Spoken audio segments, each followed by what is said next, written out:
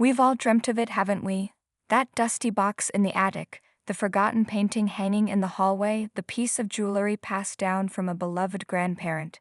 We've all wondered if that ordinary, everyday object might just be hiding an extraordinary secret, a story waiting to be told, and perhaps a value that could change everything. For one guest on a recent episode of the BBC's beloved Antiques Roadshow, that dream burst into vibrant, breathtaking reality. The setting was as idyllic as the show itself.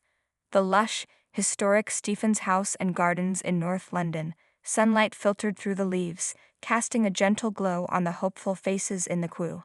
Each person clutched a treasure, a piece of their personal history, waiting for the moment an expert might unlock its mysteries. Among them, a woman stood with a painting, a piece that was not just beautiful, but a tangible link to a great-grandmother she adored. She had no idea she was about to leave a seasoned art specialist utterly captivated, and in her own words, faced with a conundrum. Print specialist Alexandra Gill has seen thousands of works of art in her career. She possesses a trained eye that can spot a forgery from across the room and a mind filled with the rich tapestry of art history. But as the guest unwrapped her painting, Alexandra's professional poise gave way to genuine, unbridled fascination. She leaned in, her eyes scanning every brushstroke. A smile played on her lips. "I'm really so glad you brought this in," she began, her voice filled with a quiet reverence that immediately hushed the surrounding crowd, "because this is a perfect example of a work that's a bit of a conundrum." The word hung in the air, sparking a collective curiosity. A conundrum? What could she mean? The painting before them was a stunning depiction of a woman, lost in thought, her expression a delicate mix of sorrow and innocence. The style was unmistakable, rich in detail, bathed in a romantic, almost medieval light. It screamed 19th century pre-Raphaelite. This was the heart of the puzzle. "Because it looks 19th century, Alexandra explained, but actually it's a 20th century artist. Frank Cadogan Cowper was working in the first half of the 20th century.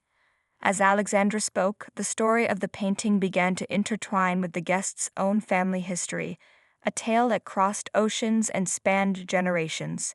The guest explained that her great-grandmother, a woman with an impeccable eye for art, had originally purchased the painting here in the UK after moving from Boston. In a beautiful twist of fate, the painting later journeyed back to America with her, becoming a cherished family heirloom. Now, generations later, her great-granddaughter had brought it back home to the very soil where its story began. Alexandra's excitement was palpable as she delved deeper. Cowper has always been known as the last of the pre-Raphaelites, she shared. She painted a vivid picture of the original pre-Raphaelite brotherhood, artists like John Everett Millais and Dante Gabriel Rossetti.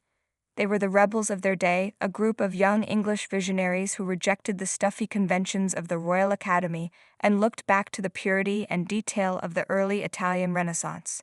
Their work was passionate, symbolic, and often focused on grand literary and religious themes.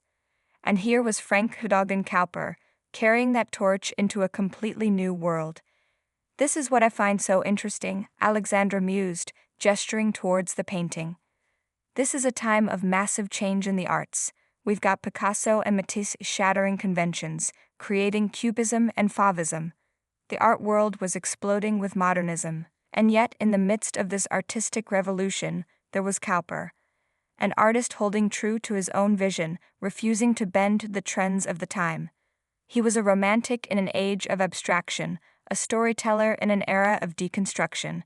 He is continuing with this absolutely fantastic pre-Raphaelite style work," Alexandra said with clear admiration. The subject of the painting was none other than Ophelia, the tragic heroine from William Shakespeare's Hamlet. Cowper, like his pre-Raphaelite predecessors, was a master of narrative and symbolism. He didn't just paint a portrait, he encapsulated an entire story in a single scene. Alexandra pointed to the intricate details that a casual observer might miss. He would always include a lot of symbolism in his work, so that people could work it out, she continued, her finger hovering over the canvas. "So I think the beads probably play a part in it. Even that reflection of the spinning wheel. That's there for a reason. Each element was a clue, a piece of the emotional puzzle of Ophelia's descent into madness and grief. The painting wasn't just a picture, it was a poem. Then came the moment everyone had been waiting for. The culmination of the history, the artistry, and the personal.